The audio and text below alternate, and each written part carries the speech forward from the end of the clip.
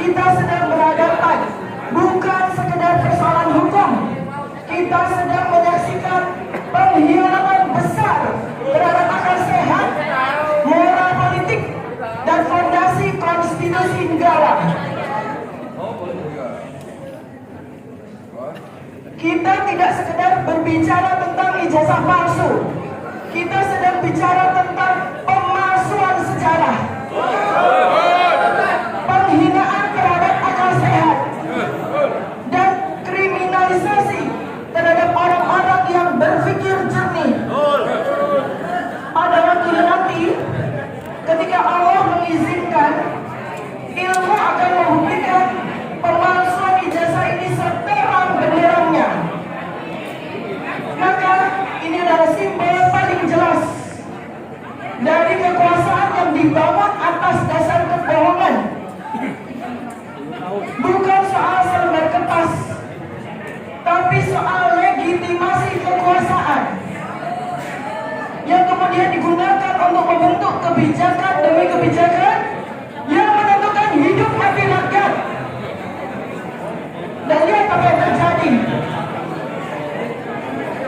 Para intelektual dikriminalisasi, dan mungkin nanti akan menyusul para cendekiawan lain yang mengungkap kebenaran kepalsuan ijazah setelah kami. Mengapa mereka, para cendekiawan dan kami dibungkam? Karena rezim panik. Mereka tahu fondasi kekuasaan yang rapuh, warisan kekuasaan disterilkan dari pertanyaan. Perlawanan harus dilumpuhkan dengan pasal-pasal karet. Allah memperingatkan kita dengan tegas dalam Quran surat Al-Baqarah ayat 42.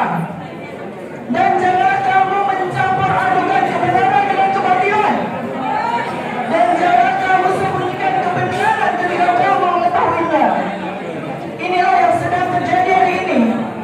Kebenaran yang disembunyikan, kebatilan disebarkan, dan kebohongan dijadikan jalan untuk berkuasa. Seorang mantan penguasa telah menggunakan ijazah palsu sebagai syarat untuk naik ke tampuk kekuasaan. Apa artinya ini?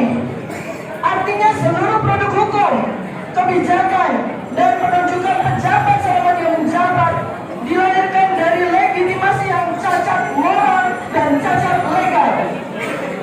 Kami, para cendekiawan, tidak bicara karena benci, tapi karena takut akan murka Allah.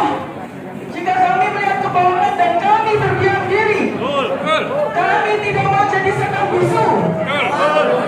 Kami tidak ingin generasi mendatang belajar bahwa untuk meraih kekuasaan cukup dengan memasukkan dokumen dan memanipulasi hukum.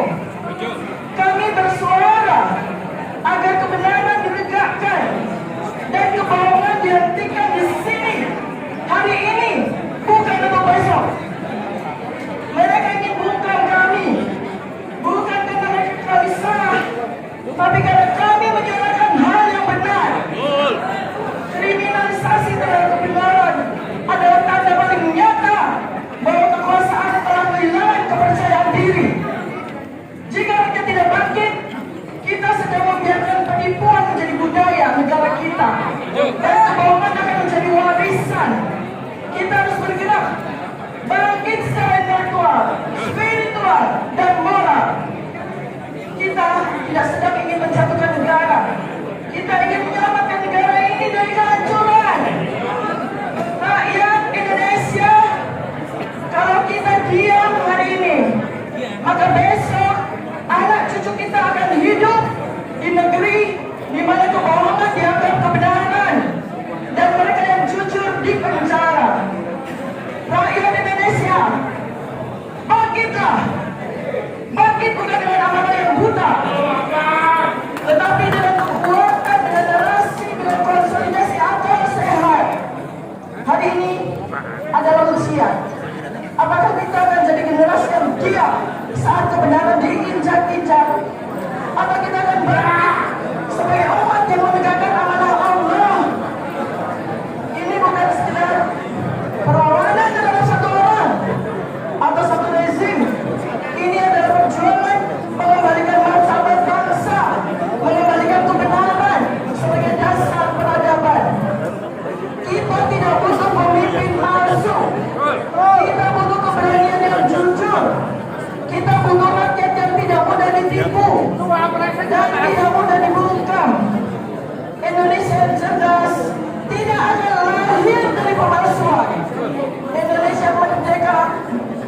lahir dari ketakutan.